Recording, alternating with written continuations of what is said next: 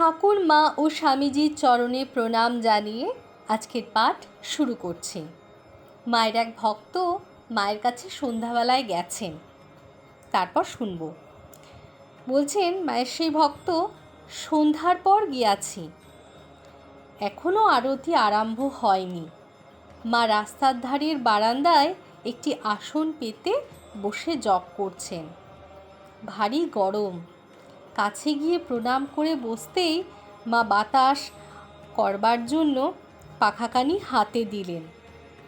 বাতাস করছি এমন সময় একটি বিধবা এসে মাকে প্রণাম করতেই মা জিজ্ঞাসা করলেন, কার সঙ্গে এলে? দারোয়ানের সঙ্গে এসেছি।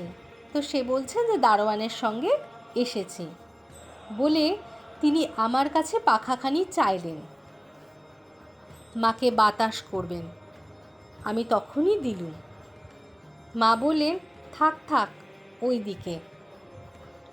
তখন সে মহিলা বলছেন, তিনি বললেন, কেন মা, আমার হাত দিয়ে একটু হবে না? ওরা তো দিচ্ছেই। মা যেন একটু বিরক্ত হলেন। তিনি 2-1 মিনিট বাতাস করেই বললেন, তবে আসি মা, মহারাজের কাছে একবার যেতে হবে। মায়ের পায়ে মাথা রেখে প্রণাম করতেই মা মহা বিরক্ত হয়ে বললেন, আহ, পায়ে কেন? একে তো দেহ খারাপ, এই করে তো এইসব অসুখ হলো। তিনি চলে যাবার পরে জল দিয়ে পা ধুয়ে ফেললেন। বিধবা স্ত্রীলোকটি গোলাপ মাকে একটু দেখে এসে পুনরায় মায়ের কাছে বিদায় নিতে এলেন। মা বললেন, হ্যাঁ হ্যাঁ, এসো গো। এর পূর্বে মাকে কারোর সাথে এমন ব্যবহার করতে আমি চোখে দেখিনি। পরে আমাকে বললেন, আমার আসনখানা তুলে ঘরে নিয়ে যাও আর বিছানার নিচে পেতে দাও। মা এসে শয়ন করলেন এবং হাঁটুতে ঘি মালিশ করে দিতে বললেন।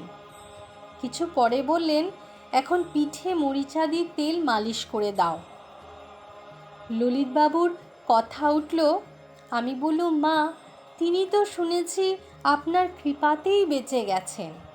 অর্থাৎ মায়ের কৃপাতে ললিতবাবু বেঁচে গেছেন।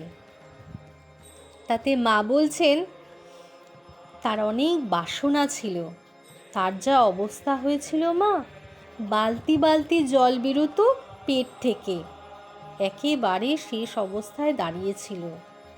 তখন বড় কাতর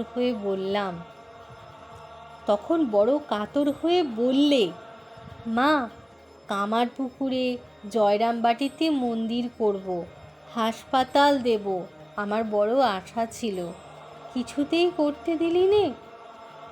আহা, ঠাকুর বাঁচিয়েছেন। ওইখানে সব করবার ইচ্ছা ওর মতো আর কোনো ভক্তের নেই। বেঁচেছে, এখন কাজ করুক। আমাকে একটি পুকুর কিনে দিয়েছে।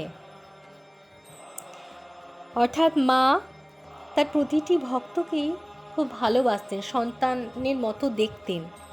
কিন্তু তার সেই ভক্তটি বলছেন যে একটি বিধবা এসে মাকে প্রণাম করতেই মা জিজ্ঞেস করলেন যে কার সঙ্গে এলে? তা সে বলল, দারোয়ানের সঙ্গে এসেছি।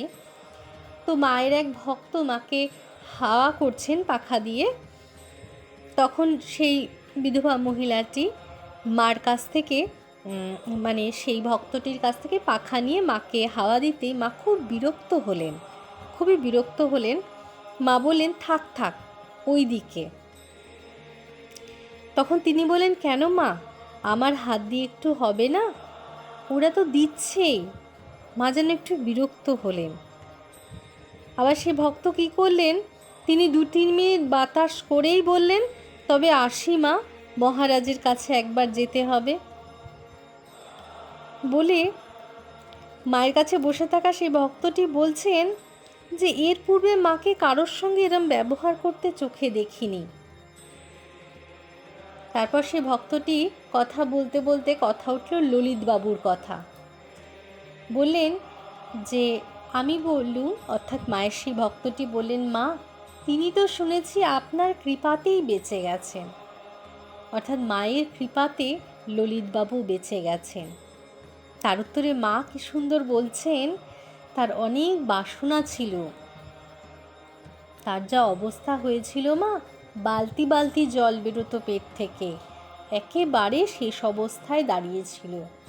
তখন বড় কাতর হয়ে বললে, মা, কামারপুকুরে জয়রামবাটিতে মন্দির করব, হাসপাতাল দেব, আমার বড় আশা ছিল, কিছুতেই করতে দিলিনি। আহা, ঠাকুর বাঁচিয়েছেন। এই বলে আজকের পাঠ এখানেই আমি শেষ করছি।